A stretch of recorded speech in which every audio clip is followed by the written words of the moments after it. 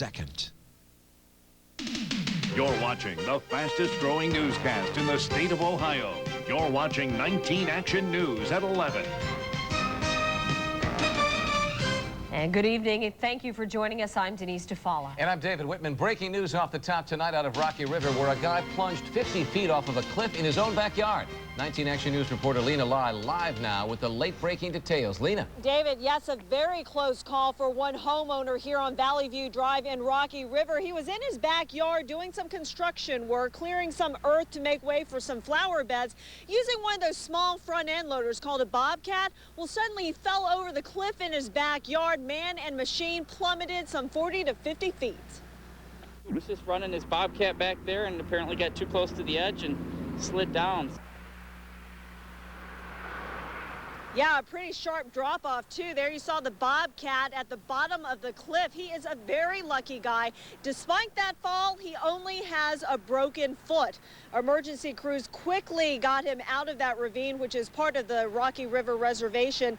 An ambulance was able to take him to the hospital in just a few minutes. And again, a very lucky guy, only suffering a broken foot and some shaken nerves. Reporting live from Rocky River, Lena Lai, 19 Action News. That's a miracle. Now, chilling details coming to light in the Laci Peterson murder case. 19 Action News correspondent Manuel Gallegos has the new details tonight at 11 on baby Connor's autopsy report. Stanislaus County prosecutors say they will no longer try to block the release of autopsy reports on Laci Peterson and her unborn son, Connor. In a statement, District Attorney James Brazelton said evidence in this case should not be selectively leaked to the news media by unknown persons whom the press will not identify. He was likely referring to media reports which revealed Connor's body had a significant cut and a short length of plastic tape wrapped around the neck.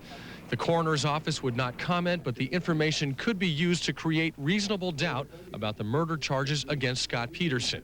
His attorney, Mark Garagos, has suggested that members of a satanic cult might be the killers. But other experts say the baby's body may have been cut or entangled in tape while submerged in the San Francisco Bay. Laci Peterson was 8 months pregnant when she disappeared from her Modesto home on Christmas Eve. The bodies washed ashore last month. Her husband, Scott, is now awaiting trial for their murders. Prosecutors say they will seek the death penalty if he's convicted. Manuel Gallegos, Action News. And here in Cleveland, the search intensifying for a missing local teenager. Now, Councilwoman Donna Brady has put up a billboard along I-480 to help find Amanda Berry. Last month, the teen vanished without a trace after she left her job at the Burger King at West 110th and Lorraine. The death penalty, that's what Cuyahoga County prosecutors want for the man blamed for the chaos at Case. But the indictment against Biswaneth Halder is the first of its kind in more ways than one. Prosecutors say they have never filed so many charges against a single person before, 338. Halder is also the first person to be charged under a new state law against terrorism. Ed Gallick joins us now with a closer look at the chaos at Case trial. That's right, hundreds of charges here for murder, attempted murder, kidnapping, and weapons. The prosecutors say Biswaneth Halder's more than a killer, he's a terrorist too. Another gunshot. Another gunshot.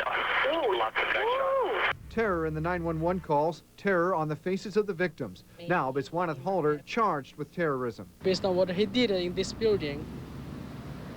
He deserves it. Yeah. This professor says the shooting rampage, the standoff, it all adds up to terrorism. They made a lot of shots right beside my office. I can hear the man walking back and forth.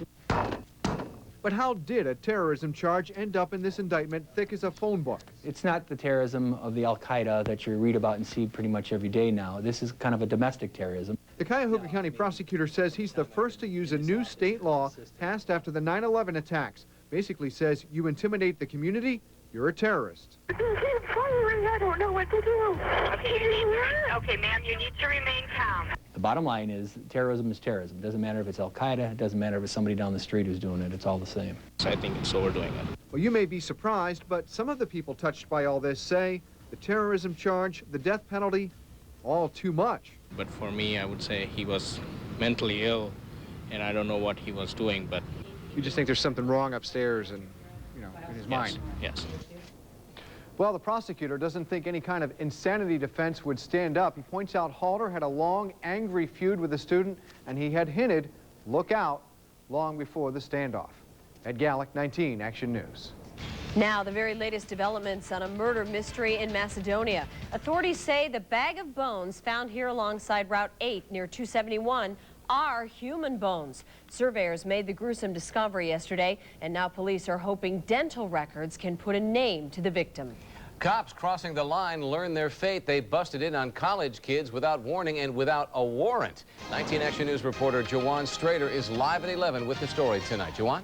Yes, David, several Oberlin students claimed excessive force, but after an internal investigation by the chief of police detailed in this 55-page report, he also agreed that his officers crossed the line.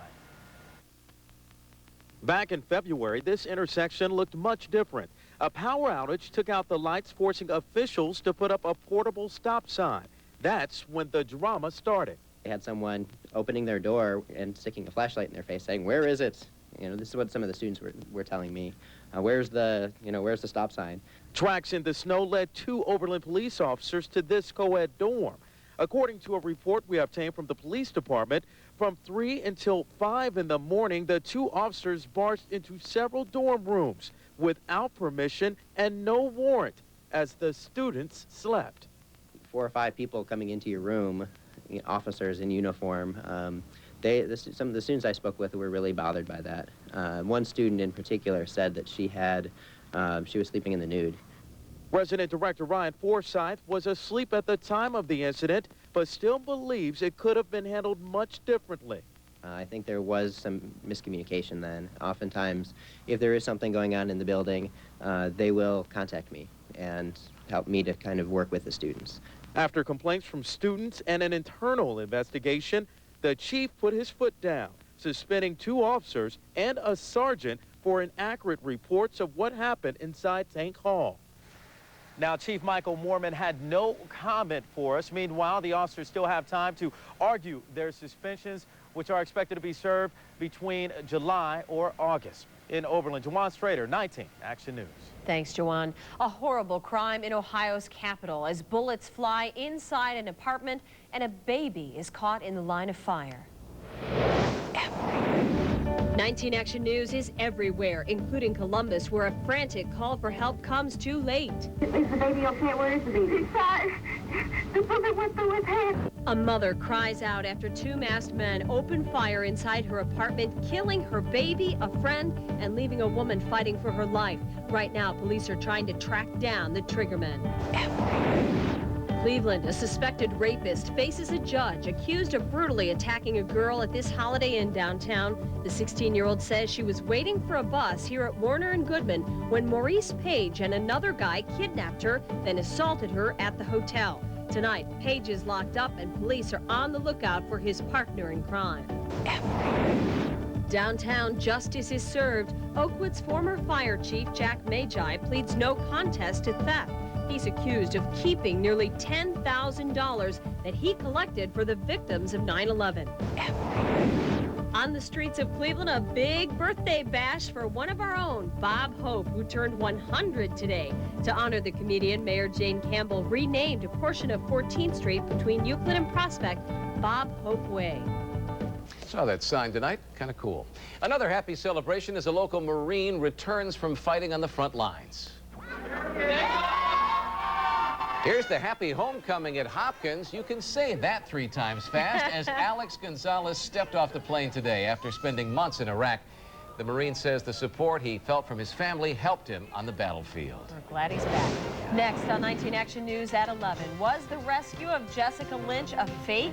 New reports seem to suggest it was all staged. The truth behind the rumors coming up. Then a bus filled with children hijacked by a naked man. The bust in the buff coming up. And we know dogs and cats don't normally get along. Next, local cats attacked the victims of a horrible crime.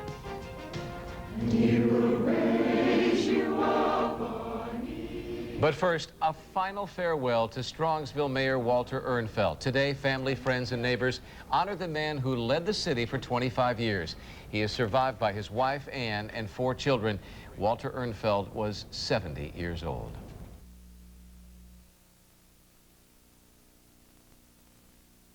19 Action News in Lorain tonight, where some folks are fighting like cats and dogs. 3 cats in a no-win situation with a pit bull. Reporter Bill Yunkin has the story you'll only see on 19 Action News. Cats, no match for a vicious pit bull.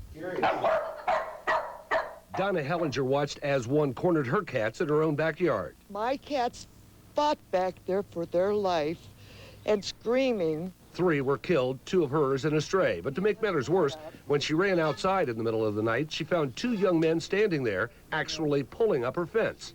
Let that dog run through, and he just was mangling all those cats up back here. Well, why would somebody want to do that to you? I don't know. I don't know. know. For kicks? I have no idea. That was no kicks. That was no fun. That was a heartache for me. Donna says she went back into the house to call police. When she came back outside, the men and dog were gone and the mangled bodies of her cats. Neighbor problems? Everyone we talked with has nothing but good things to say about Donna and her cats. Hey, a cat is just like a human being. That's a life too, you know. All she can say is someday those responsible will know how she feels. That one day, they will feel like I do, and they'll know what my cats and I went through. At first, Donna thought some neighbors might be responsible, but now she's telling police she's not so sure. All she knows is Snowball and his buddy Pamela are gone. In Lorain, Bill Yunkin, 19 Action News. Still to come here on 19 Action News at 11, she is more than America's sweetheart. She is a full-fledged war hero. Tonight, questions, though, about Jessica Lynch's real legacy. And a teenager attacked in a movie theater. Coming up, it was no movie. It was a real-life hair horror. Jeff. All right, the rain showers, they're really diminishing right now. Check out today's numbers, 76 degrees the high. Hey, we actually went above average today. 19 Action News forecast coming up. Action News weather is sponsored by Dominion East Ohio. It all starts here. We're the one.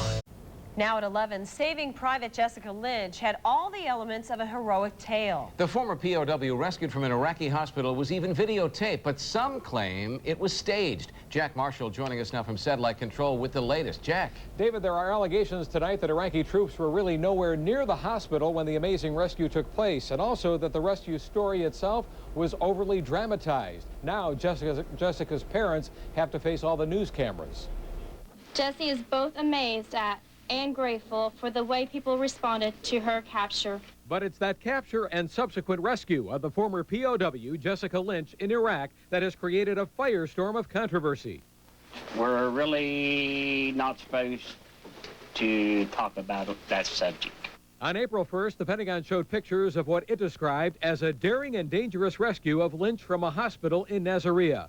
The video shows U.S. commandos breaking down doors and storming in with guns drawn and then carrying Lynch away in the dead of night. A recent BBC report charges the Pentagon exaggerated the danger, that there was no Iraqi resistance, and hospital staffers tried to give commandos a key to get in. The Associated Press reports doctors were trying to turn Lynch over. However, those physicians admit they did not notify the U.S. troops. We're not concerned about any of that. We're just focusing on Jessie's recovery and, her well-being. Pentagon officials say the rescue was not staged, and U.S. military officers claim they did not know Iraqi troops had abandoned the hospital. They also say there was fierce fighting all around the southern Iraqi city. And back in West Virginia, Jessica's parents are now saying that she is recovering quite well. They're very happy about that, but they are not sure exactly when she will be coming back home again. We're live in Satellite Control. David, back to you. Thanks, Jack. She was Bonnie without Clyde, the woman cops called the female Jesse James behind bars tonight. Police caught up with the so-called blonde bandit in New York State. She's 43 and accused of robbing 6 banks in New York and Connecticut last week. She would tell the tellers she was robbing them because she was a victim of the September 11th attacks. A hairy crime has cops in Washington State on a manhunt. A teenage girl says she went to the movies and a man cut off part of her hair while she was sitting in the theater. The girl said she felt a tug during the movie but didn't realize what was happening until she got home. Sex crimes detectives say this is the first case like this they have ever heard of. I saw the guy running butt naked inside the emergency room. He came in and he pushed down the windows. Florida, a naked guy hijacks a school bus loaded with special needs kids. Police say the guy stole a gallon of milk from a house, ran in the street, then smashed in the door of the school bus. No one was hurt. It appears the man was on drugs.